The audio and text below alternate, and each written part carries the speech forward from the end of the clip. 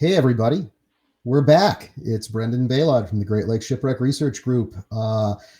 Again, if you're just tuning in, welcome to the Inland Seas Online Shipwreck Festival. We just had an excellent presentation from Rick Mixter. Just a reminder, I'm going to be uploading all of these to our YouTube channel. If you want to watch them, you can watch them there. Feel free to subscribe to our YouTube channel. We have regular content up there every week. This is a big event for us, the festival. It's to celebrate our 2000th year. So thank you everybody who has made this channel a success. We really appreciate all the excellent content you've been posting. And as promised, I have one of the really fascinating new figures in the Great Lakes, Chris Roxburgh, and I was just talking to Rick about him. A guy who really brought a lot of people into the Great Lakes shipwreck community that are kind of not the usual people we get. He's bringing in younger people and people who are not scuba divers, and he's kind of a social media influencer, really showing a lot of aspects of Great Lakes diving that you don't often see. So I was really excited to see to invite Chris to show us some of the amazing work that he does that has been bringing in a lot of non-traditional people. So Chris, thank you so much for doing this, and welcome to the festival. Thank you for having me. It's a pleasure to be on the show, and I'm looking forward to sharing my videos and pictures of Great Lakes wreck diving to everyone. Something I love to do and very passionate about. And I have some great footage to share. Cool. Well, thanks so much. Well, I will get out of the way and we can let you get started. I just want to remind everybody, the next talk after this is me, the Shipwrecks at the Fox Islands. It's called Filthy with Shipwrecks. And then we have our Zoom room at noon. And then we have our afternoon presentations from Wes Olszewski, Tammy Thompson, and then Jerry Eliason, followed by our evening afternoon Bring Your Own Beer Zoom room. So Chris, I'm going to get off and take it away. All right. Sounds good.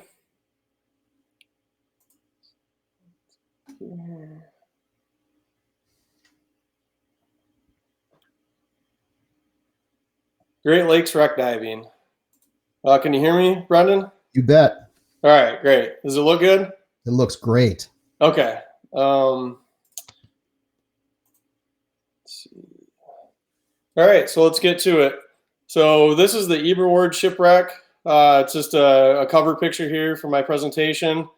During this presentation, I'm going to share some new pictures, some recent dives that I've been doing locally here in Traverse City and up in the Straits of Mackinac, as well as many other dives that I've been doing in the Great Lakes, Lake Superior, Lake Huron, Lake Michigan.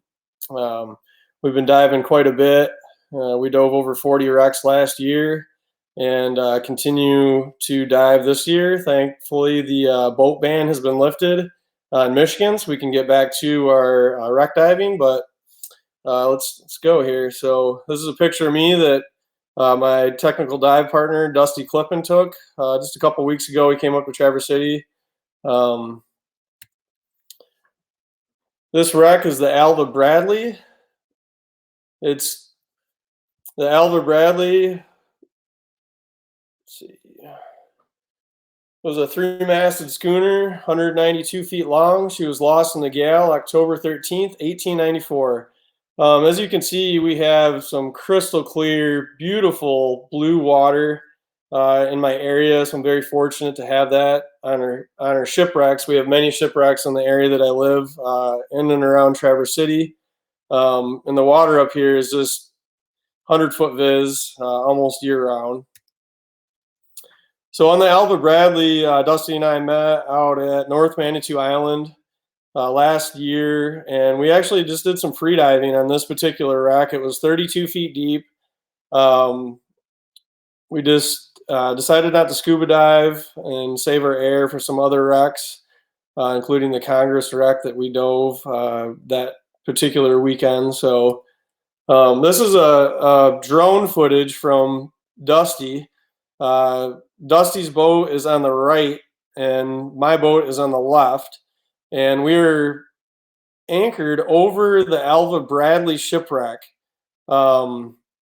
And it just shows how the shipwrecks, you can see them still from Google Earth that are shallower wrecks. And also it shows kind of the how the shipwrecks decompose. A lot of them split open and just kind of lay flat. And that's what this wreck is doing in particular. There's a lot of artifacts around this wreck with the clear water. It's a very, very neat wreck to explore. It's a very large schooner, almost 200 feet long. So there's a lot to see, even though it's broke down into its state that it is now. Here's another picture. This is a picture I took of Dusty free diving. This is the bow of the Alva Bradley, and you can see how clear the water and the sand. Here's our artifact. There's a dead eye that we located around the ship. A lot of these artifacts are slightly buried in sand and sediment. And this particular dead eye, a friend of mine, 3 years ago, was when this picture was taken. A friend of mine had saw just the tip of that dead eye sticking out of the sand and kind of uncovered it, not by touching it, but it's basically just moving the water around it with some hand motions, and just the sediment kind of came off of it. But you can see the various artifacts are still in and around the vessel that haven't been salvaged before the salvage laws went into effect. Here's a chain. Some chain that was partially buried in the sand. The top right corner is my wife, Bia Roxburgh, where she was diving with us. She's diving above part of the hull and a rudder. You can see the 45-degree angle on the rudder. And then the bottom portion was also part of the rudder. This is a story that I was hired to work on 2 years ago that made the front page of several newspapers. Some scientists are researching the Cladophora algae that is creating avian botulism and killing thousands of birds along the shorelines of the Manitou Islands, and of the shorelines of like Leelanau and Northport are affected by this algae as well.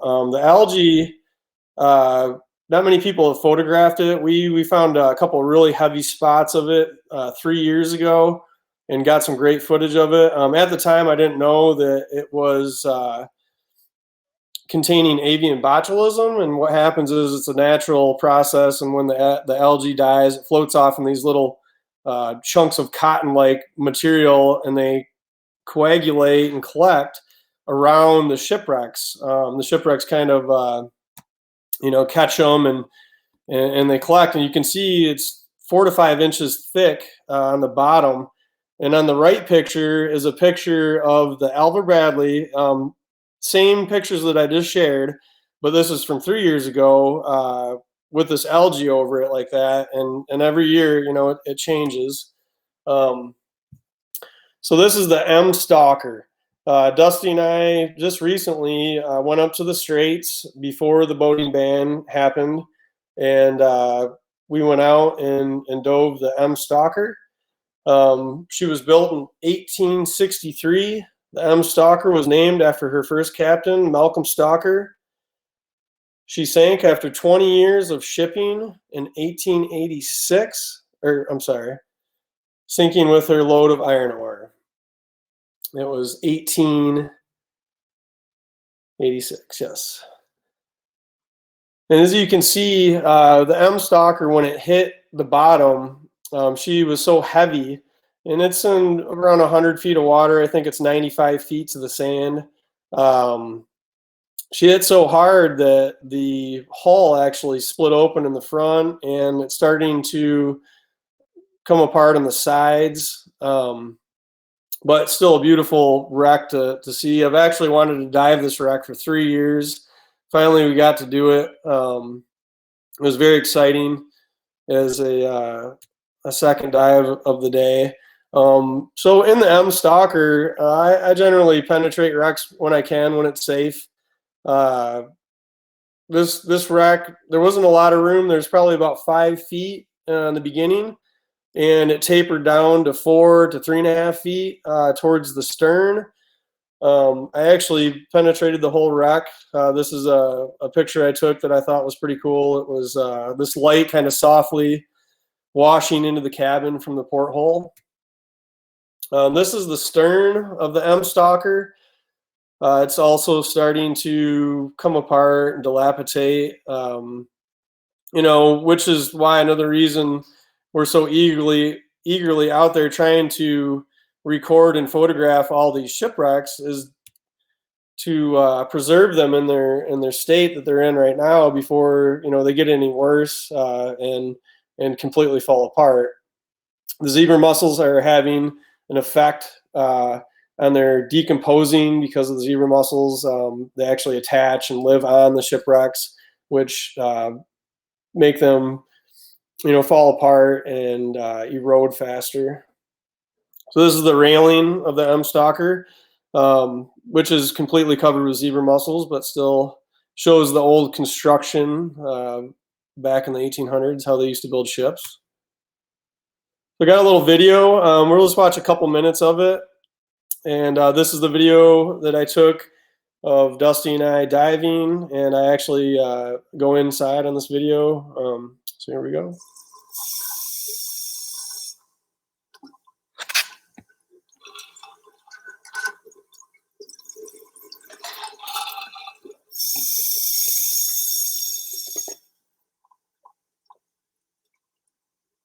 Now this video is with my new camera. I just got a Sony A7 Mark III with a Aquatica deep dive housing that goes down to 300 feet. Great setup. This is one of the first wreck videos that I've taken with it. I've only taken about 5 videos with it so far, but phenomenal compared to the GoPro. Even the later model GoPros don't even come close to footage like this and the way the pictures come out. And I was told 10, 15 years ago, people would dive this wreck and the visibility would be 3 to 5 feet.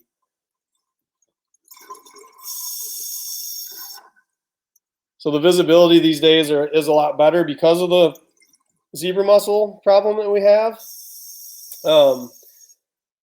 So it's good for diving photography and researching and checking out these old shipwrecks, but it's very bad on the environment because the zebra mussels filter out the water at a such high rate that it actually takes away a lot of the nutrients and other food of the smaller aquatic animals, and it really disturbs the ecosystem, the food chain in the Great Lakes.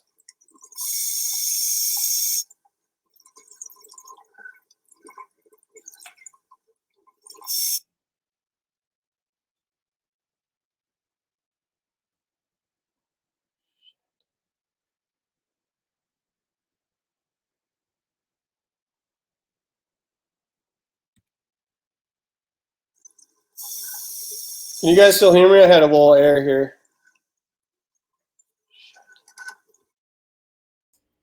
Yeah, you're still on. No worries. I'm still here. Yep, I got to start this again. Sorry about that. We're all good.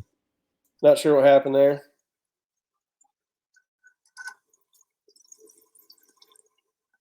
So this dive on the Stalker here was the second dive we did. The first dive that we did this day, which I'm going to share as well later on in the presentation, was the Eberward shipwreck.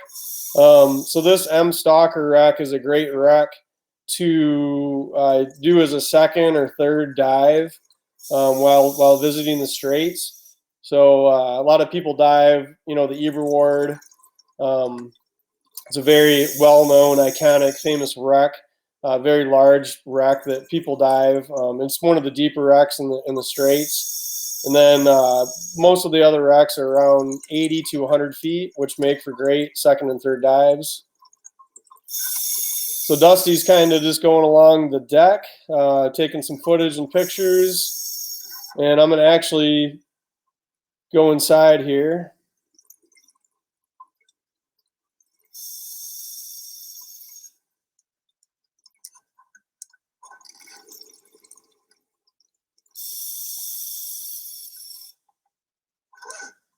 You can see some of the old rigging still attached to the vessel, ropes and chains.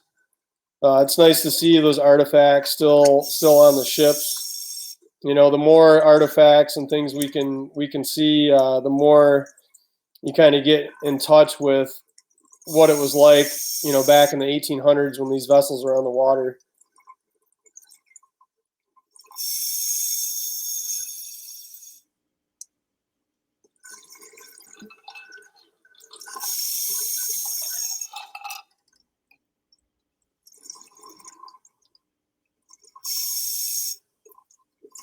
Now, penetrating wrecks, it's advised to, you know, be trained in that and have your certification for wreck penetration. There's a lot of things that can go wrong. There's a lot of things that can puncture your BC, a lot of nails and jagged wood. So it's not for everybody to go into these ships, but I've been penetrating wrecks for a couple of years now, and as long as they're not a big wreck that you'd have to bring a line into to foul back out, you know, I usually do swim through if I can. There's a lot of sediment in this wreck, and the deck is partially collapsed, so it actually gets to about 3.5, 4 feet as we go through this part right here.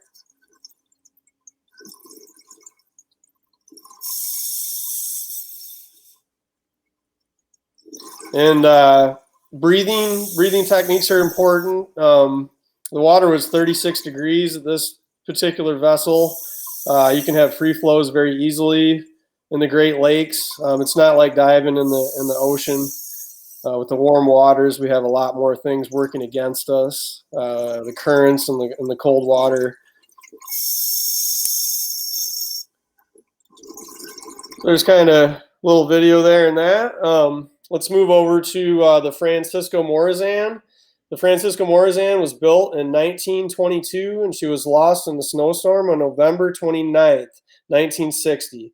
She is a 247-foot-long package freighter carrying general supplies.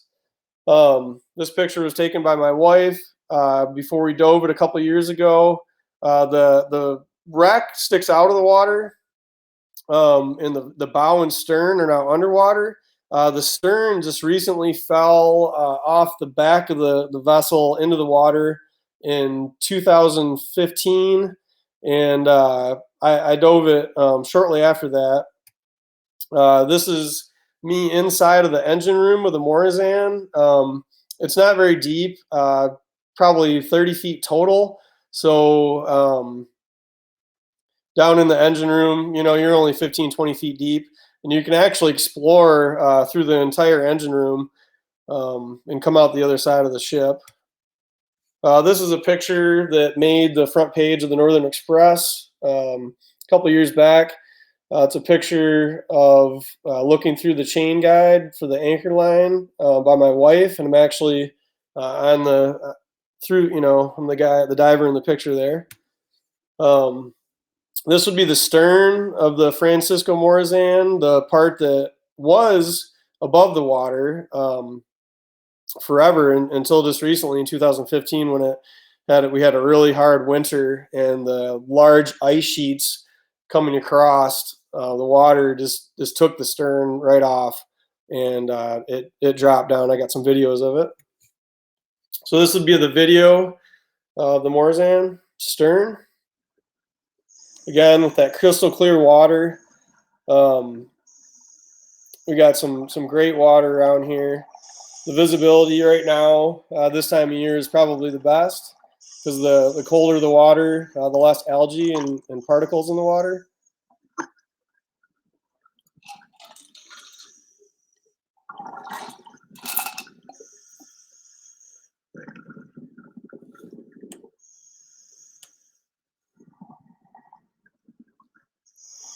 So this is a shallow wreck, great for beginning divers, snorkelers, free divers. There's my wife. This is her first year of diving. in this footage here. She got right into it and still does it today. She loves it. It's nice to be able to share that with your wife. This is the picture of the side view of the Morazan. Most of the white streaking that you see on this vessel is actually bird shit. It's a boat that all the birds use to nest now, and it's actually like a bird sanctuary. So in the summer, sometimes you can't even get near it because it smells so bad, and you definitely don't want to get in the water if it's stirred up because there's a lot of parasites and stuff from the bird poop. But here's the bow of the Morazan, not deep, probably talking 20 feet. Very clear water. We're going to move over to the SS Eberward. The SS Eberward was a package freighter that served ports in the upper Great Lakes. She was launched in 1888 and sank from hitting a chunk of ice on April 20th, 1909. So if you look at this picture, there's a couple distinct features that are points of interest when diving the Eberward. One of the lifeboats on the back is actually near the wreck. The mushroom anchor on the bow is still a very unique feature that is not seen on many vessels, having that mushroom anchor. And her two main anchors are still on top of the bow. And if you can see the railing that goes around and where it says Eberward, the anchors, when she hit the bottom, actually busted through parts of the railing, but are still hanging off the side, and you'll see that in some of my pictures. So let's go to that. The Eberward bow and anchors. This was another picture taken with my new camera.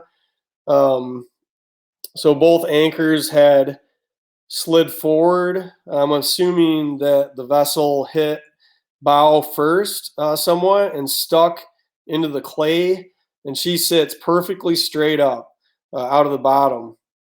And both anchors, you can see how they kind of broke through the railing and they're just kind of hanging there. And then the iconic mushroom anchor, and right below the mushroom anchor is this huge hole, and it's probably 20 feet long.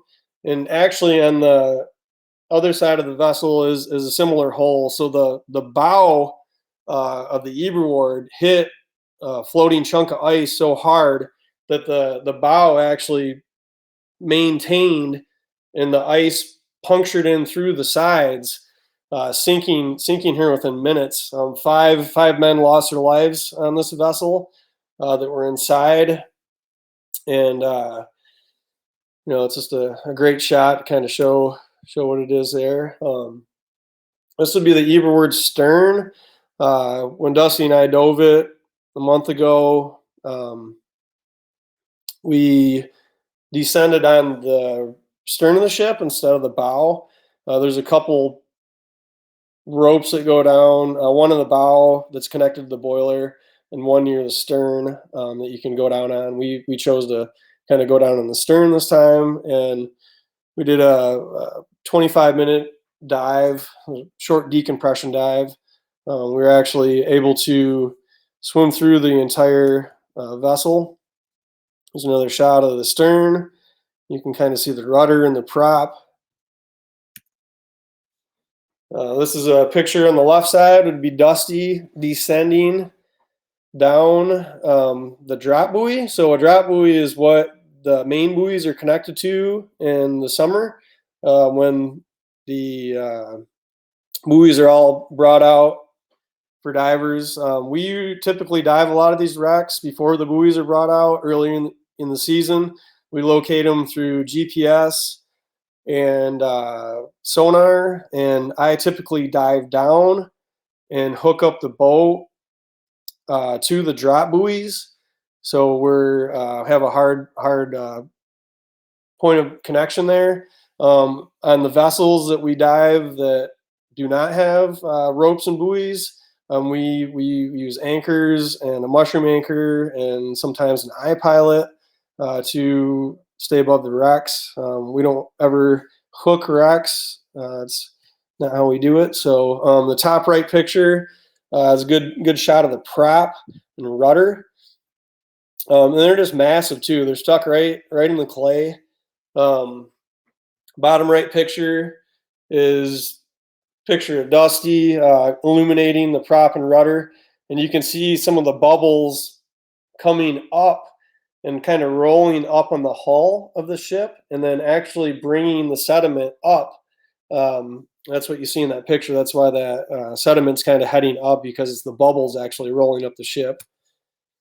This is the windlass inside the bow of the Eberward. Usually the windlass is on the top deck on the bow. This here is right in the bow. So you have to do a penetration dive to get to the windlass of the Eberward. This is inside the Eberward.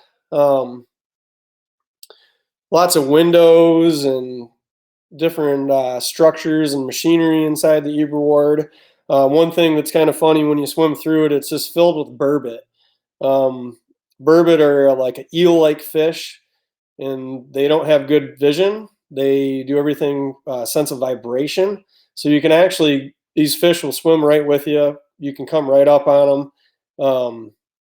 As long as you're not, moving around too fast and bumping around, they'll be right next to you. Here's some of the loading machinery of the Eberward. So on the top deck of the Eberward are a few artifacts. One, a toilet. In the top right, I'm not sure what that is. It's so encrusted with zebra mussels. It looks interesting. Looks like something that might pull up an anchor, some kind of device like that. On the bottom right picture is a bathtub. There's actually another bathtub that lies on the starboard side as well on the ground. Here's a picture of the Eberward stern, and the visibility we had. Again, the water was 35 degrees with currents, but the visibility was just amazing. We got real lucky having the visibility. It was almost 100 feet. This vessel's over 200, almost 250 feet long, or it's 213 feet long, excuse me. So the visibility in this picture is right around 100 feet or more, which is rare in the Eberward. Generally in the summer, the particles and algae pick up in the water, and the visibility is 50 feet to 30, which is pretty good. But this time of year, it's, again, the best time to get down there and document some of these wrecks. So this is the George Rogers, located in Northport, Michigan. Northport is about 1 hour north of Traverse City, where I live. The George Rogers, these pictures you're going to see here, the only pictures that are posted on the internet, and from what I've been told, were the only pictures ever taken of the George Rogers. A couple reasons. The George Rogers, when it caught on fire, I believe it was 1936 in Northport. There was only 3 people on the boat. Back then that we didn't have underwater cameras. The vessel is in front of some private property, and it's in a fairly remote location full of large rocks all around this. So actually, even finding this site by Google Earth, it's really hard to do. I actually haven't even been able to do it, even though it's only 12 feet deep. But me and my wife, Bia, we located the George Rogers 3 years ago, and it was during winter. And it was about 3.5 years ago. It was right before I started scuba diving. And this particular wreck is what got me into diving. We came across it with paddle boards, which I have some video and pictures of. And this is a picture of me coming back the following weekend. And this is the middle of the winter. And it was before I started scuba diving. I still did free diving and whatnot, but I only had a 3 mil wetsuit. The water was 35 degrees and literally froze. But going there and finding the wreck and going and checking it out kind of just really got me into wreck diving and researching the history of the wrecks. And this is kind of the catalyst of what started for me as a very passionate, lifelong road of wreck diving and scuba diving. These are some of the first sites that really got me interested in it. And the fact that we were, from what I've told, the only people that have dove this and have pictures of it was also more interesting because, it's something that you can go that nobody else has go and see that nobody else has seen before. Makes it even more exciting. So this is a video. I went and paddleboarded out there the following weekend after my wife and I had located this wreck. And you can see the snow on the bluffs in the background as I play it, and just look at the visibility with water.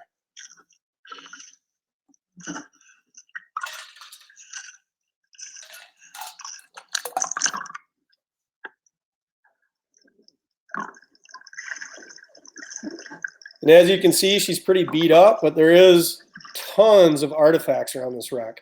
One, because nobody's been there to salvage all this stuff. And,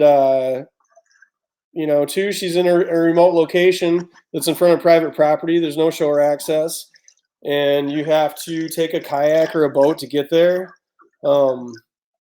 It's hard even getting into this area with a boat because about 100 feet farther offshore is just a bunch of boulders that are 4 or 5 feet underwater, and not a lot of people bring their boats here.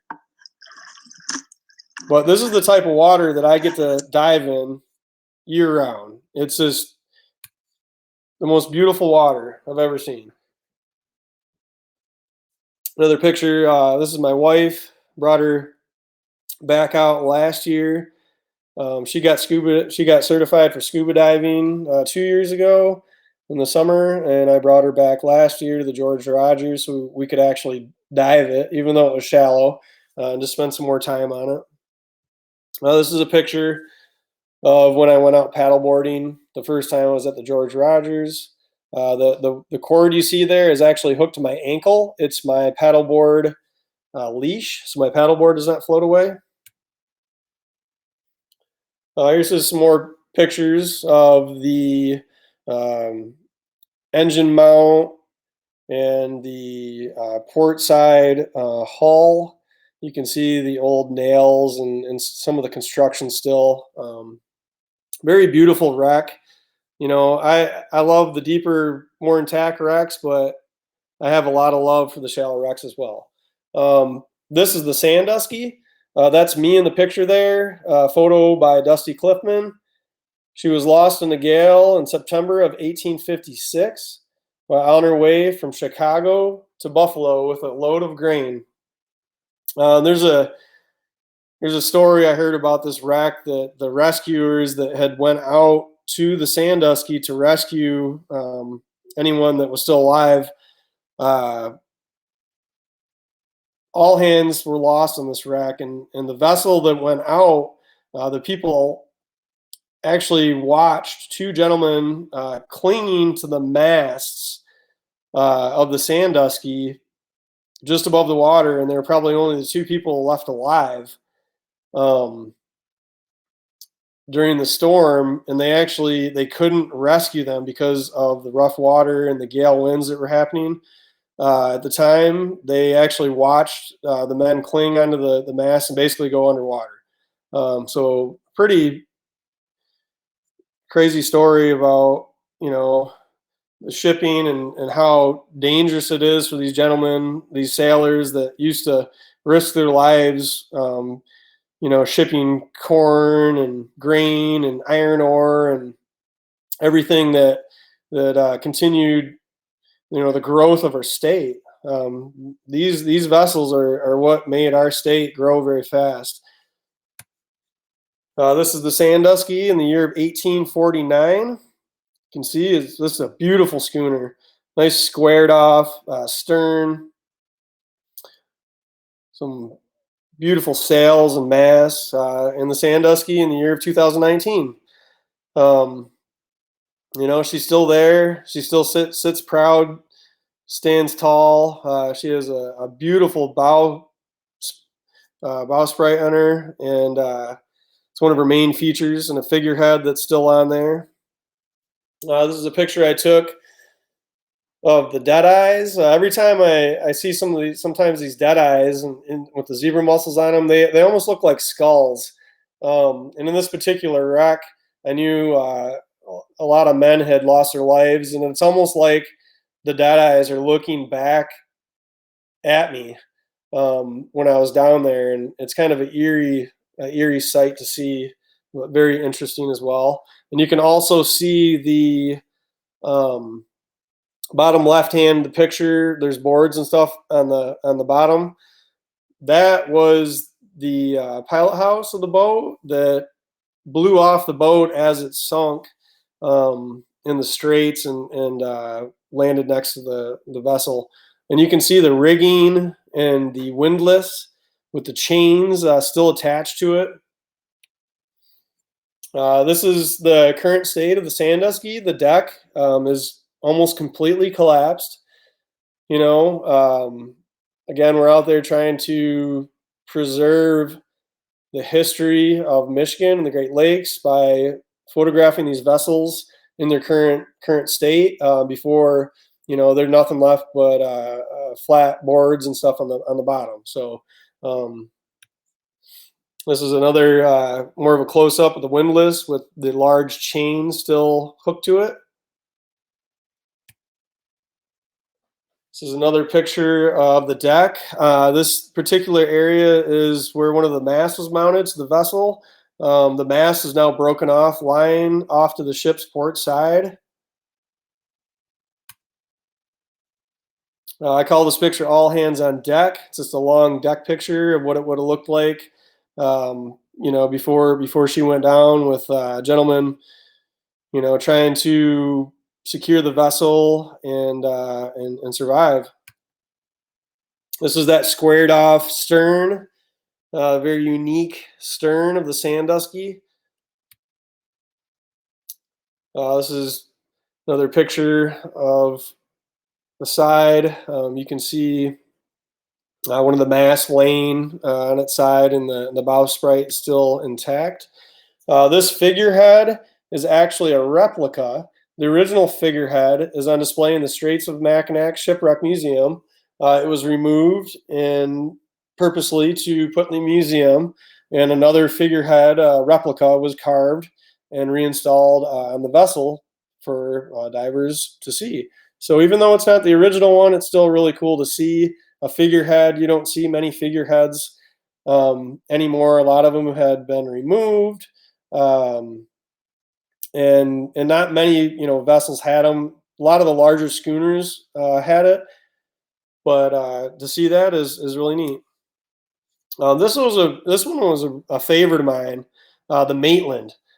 This vessel was very large. It's only about 80 feet deep. This is in the Straits of Mackinac. The Maitland was traversing from Chicago to Buffalo. In the dark of the night, she was struck by the Golden Harvest ship. After the collision, she suffered minor damage, only to be hit by another ship, the Mears, in her starboard side, pushing in her timbers and sinking within minutes. She was lost on June 11th, 1871. Her crew escaped in their yawl boat with no lives lost. Here's the windlass on the Maitland. Just another massive windlass on the top deck. This would be the rudder, just showing in comparison how big the rudder is compared to Dusty. Just a massive vessel. This would be the stern, another squared off style stern. And the deck is definitely showing signs of age, starting to deteriorate. The boards are falling in. This is the port side of the Maitland. can still see the railing, and the vessel itself is completely encrusted with zebra mussels. They basically encapsulate every square inch, almost of every wreck you see. It's unfortunate, but there's not much we can do about it. This is the impact site from the collision from where the Mears hit the Maitland. So you can see how serious of a blow this was to this vessel. The Mears, basically, the bow shoved inside of the Maitland and pushed her timbers in and just instantly sunk her. To get struck twice in one night is pretty rare. The second blow, though, was fatal. So that's the impact zone right there. This is inside the Maitland. There wasn't much to see, not much room, probably 4 feet tops, a lot of boards sticking down through. So we're going to move over to the Grecian. We went over to Thunder Bay, Dusty and I, and my wife, and Dusty's partner, Trin. We went over there and did some free diving over in Thunder Bay, Alpena, and dove a bunch of different wrecks. This particular day, I think Dusty and I went just ourselves, and we went out to the Grecian and several other sites. So this is the Grecian. It has a very iconic rounded stern that was a popular design for many years until they figured out that it wasn't the most efficient and safe stern for Great Lakes shipping. But for a long time, it was a popular style. Launched in 1891, the steel-hulled Grecian symbolizes an era of unprecedented industrial growth in America. She is 296 feet long, and she carried iron ore for J.P. Morgan Company, the nation's first billion-dollar firm. She sank in June 1906 after striking a reef in northern Lake Huron. Now, the Grecian, you can penetrate inside of her, and it's wide open. On the vessel, she's only half intact. So the stern is the most intact portion, which you can penetrate into. As you can see, it's a very open, easy penetration.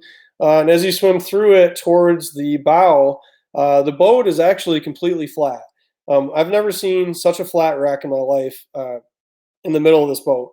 It was so flat that, plus we had a transmitter problem that was faulty.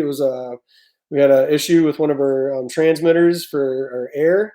So we had to call the dive, but we ended up exploring the whole stern and the interior of the stern. Did not make it to the bow, but she does have a bow that's somewhat intact, and it almost looks like the Francisco Morazan bow. But we weren't able to get to that because we did have to call the dive with the technical difficulty going on there. So this is the top deck of the Grecian. Again, it's starting to sink in and collapse, as many of the vessels are these days. The stern deck railing and inside the hull. There's a picture of Dusty kind of just gliding over the top hull with the railing. The top deck, and inside again. This is the Typo. The Typo is a funny story about the Typo shipwreck. So Dusty and I, we went to go to the Typo because she was wrongly listed. There's an actual typo on the NOAA website, and it said it was only 150 feet deep. That was completely wrong. She actually is 200 feet deep to the sand. And we went all the way out there. She's about 8 miles out, up in Press Isle. And we launched in Rockford, Michigan, which is just north of Thunder Bay. So in Presque Isle, the wrecks are a lot deeper. The Windy, it's up there, and some other very iconic wrecks. The Defiant. and the Typo. So anyway, we got out to this wreck, and it was 200 feet deep. Our plan, we just went to the deck basically and back up, did a short dive on it. She had many misfortunes before her final demise, including catching on fire, running ashore, breaking a jib in a boom, breaking a jib boom. She met her final voyage when the freighter VH Ketchum struck her on October 14th, 1899. So after our dive, we were able to see, the front bow, the deck, the bell that's still intact. It was amazing to see this vessel down there. We actually contacted Stephanie with NOAA to let her know that there was an actual typo. It's funny because it's the first typo I've seen on the depth of a wreck, and it was actually on the Typo shipwreck. So anyway, they quickly changed the depth to the correct depth. I think it was just under 200 feet. This is the mast, which the rigging is still intact as I'm looking up. And you can see the rigging and everything still hanging off the mast. And then the bell is still on the vessel on the bottom right corner. And a lot of these pictures are darker. It was very dark down there. We were around 170, 180 feet. This shows the windlass. And right above the windlass, you can see the bell and the bowsprit. And the deck and the rigging and the chains are still attached to the windlass, and all the ropes are still laying on the deck. So as you descend down onto the Typo, the first thing you see is the mast. The mast is probably around 130 feet deep, I think, 135 feet deep. And you kind of follow the mast down all the way to the bow. And that was the left picture was as we were descending down onto the bow. The top right picture on the side of the vessel, you can see the anchor still attached, which is really cool to see. All the rigging and anchors still where they were when the actual vessel sank.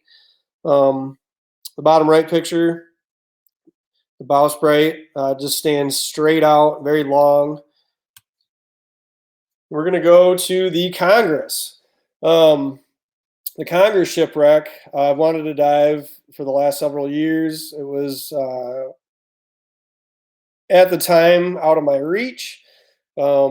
Almost 170 feet deep, and I needed more training. And finally, we did our advanced nitrox and decompression procedures training, and we were able to safely dive the Congress.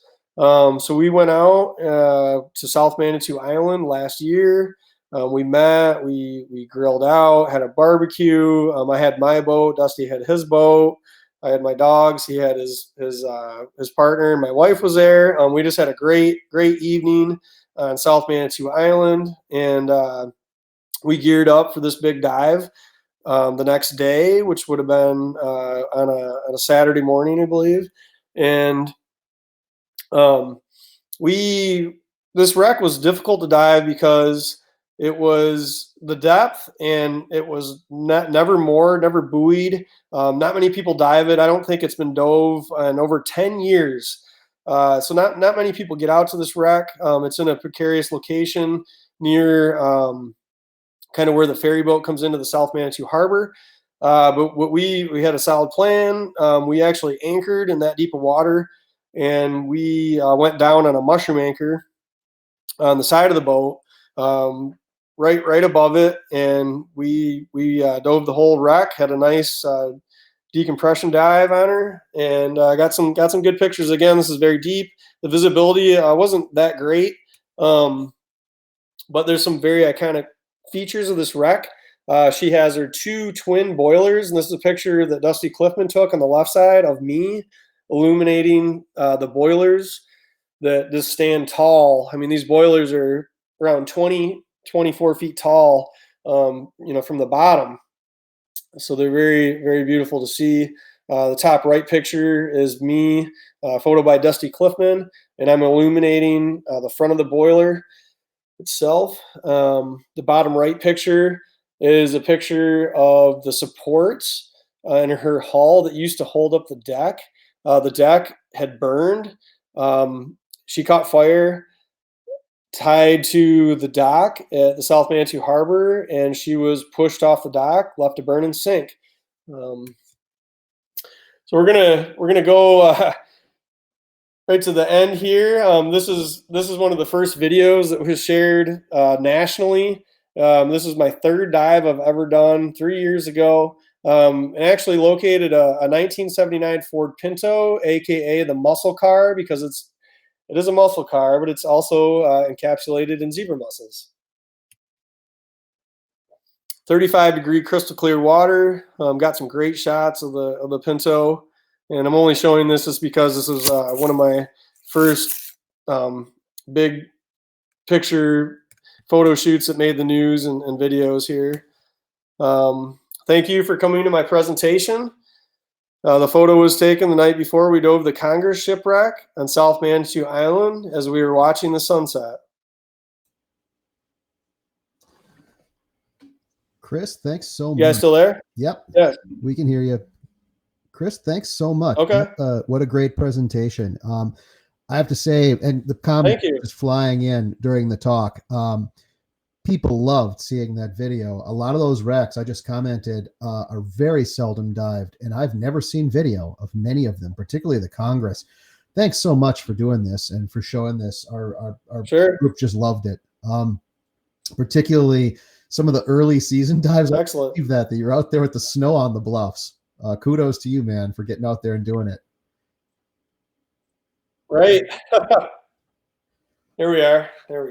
All right. Yeah, thanks for letting me join and share my photography and stories. It's something that I'm very passionate about and I love to do, and I typically do pretty large scale presentations in the state of Michigan right now. All of them have been canceled because of the coronavirus, but we had 5 very successful presentations that we did throughout different counties and historical societies in Michigan. And we kind of started, this momentum of getting people more interested in scuba diving and aware of how many shipwrecks we actually have in our waters here, which a lot of people don't realize that, they can go over the Mackinac Bridge, but there's massive shipwrecks right all around there. And showing those and being able to dive in and show them to the community, it's fun. It's interesting to see people's reactions and get people into diving and get, people back into the dive shops, people get them into training, get them their open water certificates. I've seen a lot of good things happen. Chris, people are asking if you have a website or do you have a group that you could share with us where people can see your work?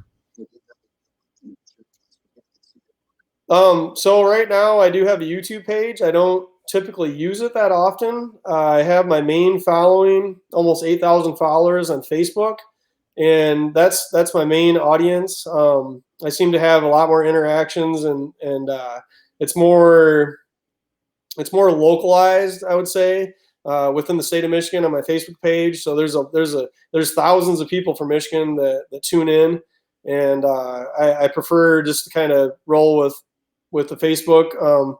So I have a diver page. You can just look me up, Chris Roxburgh. I'm right out here on the Shipwreck page.